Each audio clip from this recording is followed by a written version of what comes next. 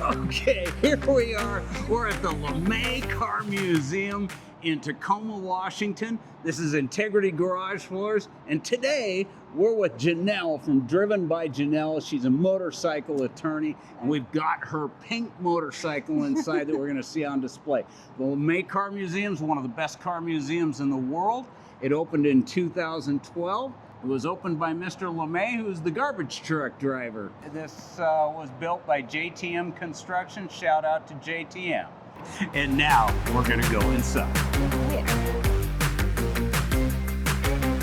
So Lance, I actually don't know much about LeMay, which I feel crazy. So you said it was a garbage collecting family, right? That's correct. Okay. So the LeMay family, that's the garbage man, right? And Yeah. you'll still see the LeMay trucks running around Tacoma. But they're a family that became rather wealthy, and they started collecting cars. They now have a car museum out in Spanaway. They have like 3,000 cars. Oh my gosh. Yeah, it's incredible. So how did they go from doing garbage collection? I mean, I don't know if you know, but how did they go from garbage collection to cars? The first few cars came, they like hauled them away. And they started, they kind of liked it, and they kept doing it, and then now. And did they restore them? Like, it was like lots trash of these, or yep, cars that people were just throwing away? Yep, lots of these cars have been restored, and some of them are brand. Here's a Lamborghini, right? That did they haul this one away? I don't think so. I was like, man, I'm in the wrong business. That's beautiful. It is a beautiful. One car. person's trash, another person's treasure. I don't even know. That's beautiful. But that's how they got their start. All right, Lance, so tell me about this one. This is beautiful. This is a special car, Janelle. This is a 1917 Crane Simplex, which Crane Simplex was, the Rolls Royce of the day. They made just beautiful, fantastic cars. This particular one was owned by John D. Rockefeller. Okay. It was given to him for his 78th birthday by his son, and it cost $20,000 in 1917. Wow. So at the time, you could buy a Model T for $300, and this was $26,000. So it would be the equivalent of spending millions and millions of dollars on a car today. Well, it is beautiful. So yeah, it's a gorgeous car, and John D. Rockefeller liked it so much he went out and bought another one. That's so crazy. That's so crazy. What's a beautiful car? It is. This is the original paint job, pinstripes and all. That's so beautiful. And I love the wood paneling on the wheels. That's so beautiful. All right, Lance, tell me about this one. This is a doozy, okay? Yeah. So this is a 1930 Duesenberg. Duesenberg was the car of the day. They were, movie stars, rich people, things like that would drive Duesenbergs. And the term that we use today, hey, that's a doozy, comes from a Duesenberg. So these are fabulous cars, and I like the brand. Yeah. Right? It's like when people say Google it, but it was like that back in the day. That's right. A doozy. Yep. Yeah. Oh, that's so cool. That is so cool. I didn't know that. I didn't know that's where it came from. I think we should bring it back. We're going to bring it back. I like it. Yeah. I like it. Yeah. Okay. This is a mirror, but it's like strapped on with leather. Yeah. Yeah, so this is the mirror. It was an add-on. Oh, I gotcha. And so that you have the chrome plate that holds the tire in, and then there was no place for it, and so they strapped it on here to the side. Wow. And is this like a spare tire for them too? This is the spare tire, yeah.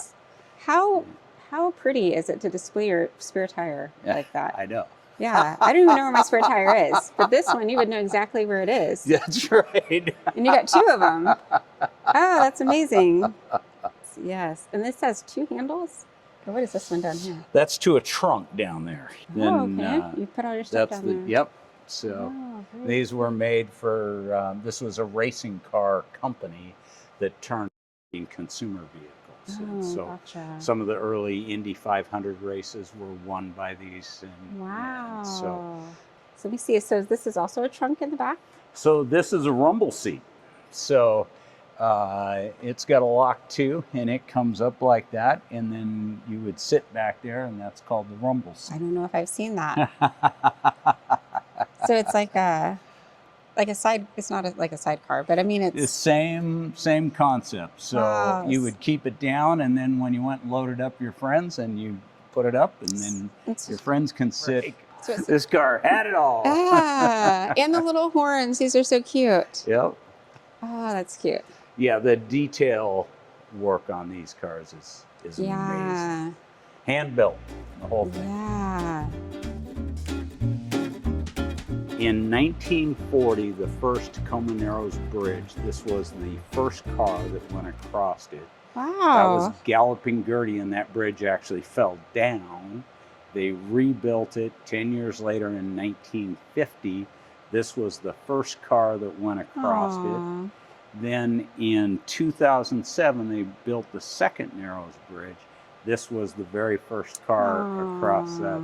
There have been senators, governors, mayors, all sorts of dignitaries in this car. And one of the really cool things about it too is it's never been licensed. So it's just a show car. Okay. Yeah. Yeah. Well, at least they let it drive across the bridge. That's without, right. No one got pulled over for driving without a license. So, that's so cool. Yeah, this is the level of things that are here. Everything here is original. The leather is original. The paint is all original. Everything is original, and it's just been kept to this quality of standard. And, that's so cool. Yeah, this is probably my favorite car of the collection. Yeah. And what about it makes it your favorite? So, it's from an era, the 1920s. The coachworks from the era, from that era are just fabulous, and I really love those cars. This one with the special history, it's still owned by the same family that bought it new. It's never been a road car. It's just been a display car.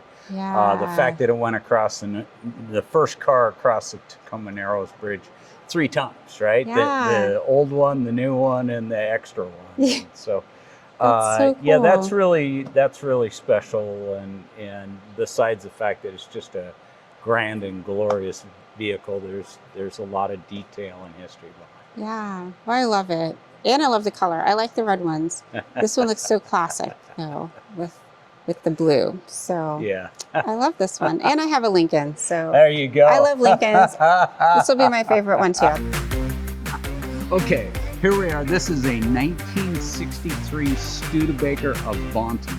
At the time that this car was built, it was the fastest car in the world. Wow. It has a fiberglass body, which in 1963, all cars had metal bodies, so that was a really big deal. Yeah. This is also serial number 1. Whoa. So of all the ones that they made, this was the very, very first one off.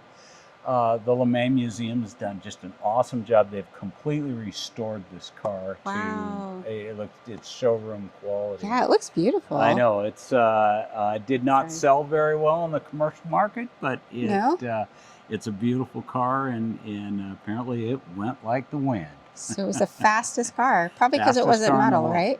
Yeah, well, there's a whole bunch of things. Had a huge engine in it. Okay. It was made by Studebaker, which they put a lot of research and efforts into it. Studebaker's the oldest, or was when they went bankrupt. They were the oldest car manufacturer in the world. They started out making wagons. When Abraham Lincoln was shot, he rode to the Ford Theater in a Studebaker carriage, and so. Yeah, there's a lot of history with some of these cars. But yeah, this is model number 1. Model number 1. That's amazing. And it's here in Tacoma. Okay, Janelle. Now can we go see your motorcycle? We can go see it. Oh, okay. All right, I'm excited. I'm excited. Janelle, what color is your motorcycle? I mean, I'll give you a guess. Pink. Yes. No other way. No other way. So I'm excited to see it. Lead me away. Show us your motorcycle. Let's go see it.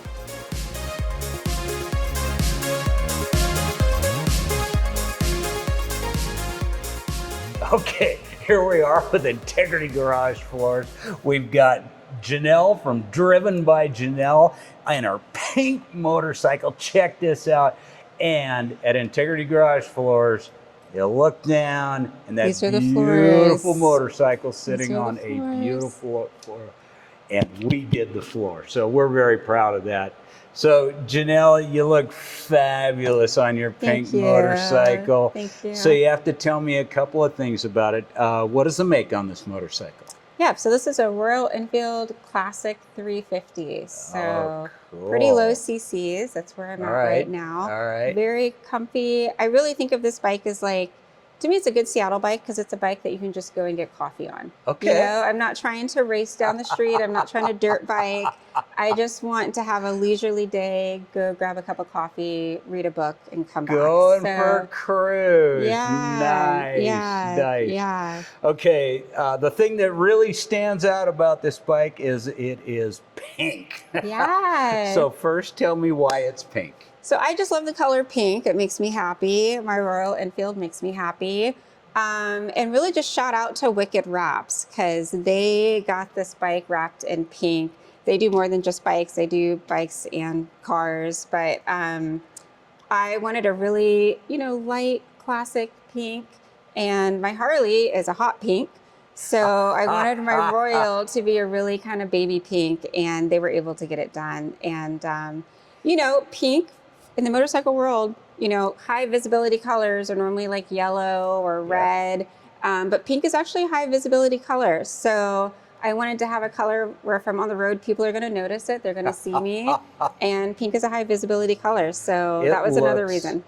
Fabulous. So, fantastic. Yeah, but I will say standing on your floor here, because I think as, getting on and off a motorcycle, you don't want your bike to slip or anything like that.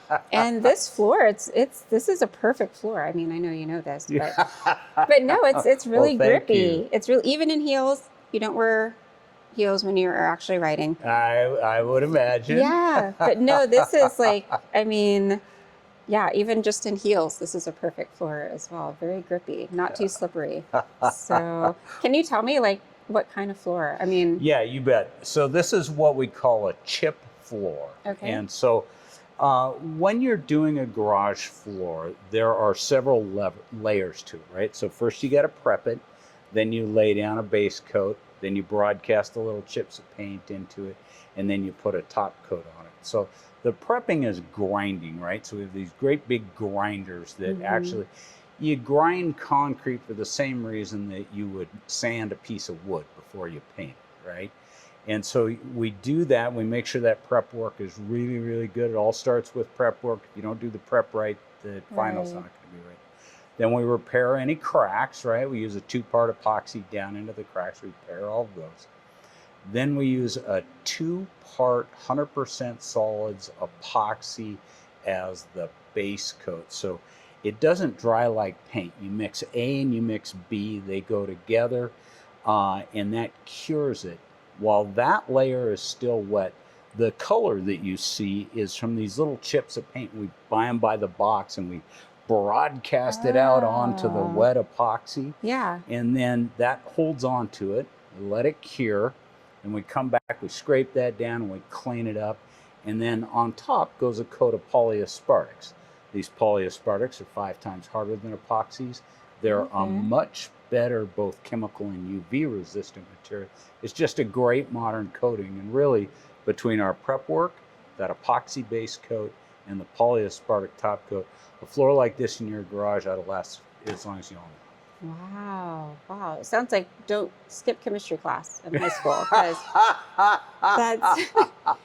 you have to know a lot of it. You wind up knowing things like what is the aliphatic side of chemistry, what are the other sides of chemistry.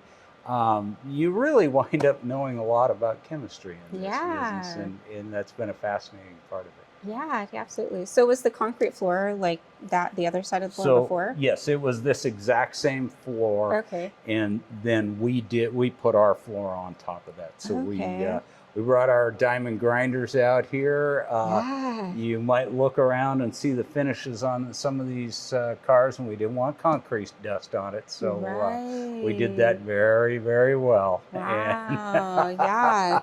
Yeah. Well, this is perfect. I mean, it's super grippy.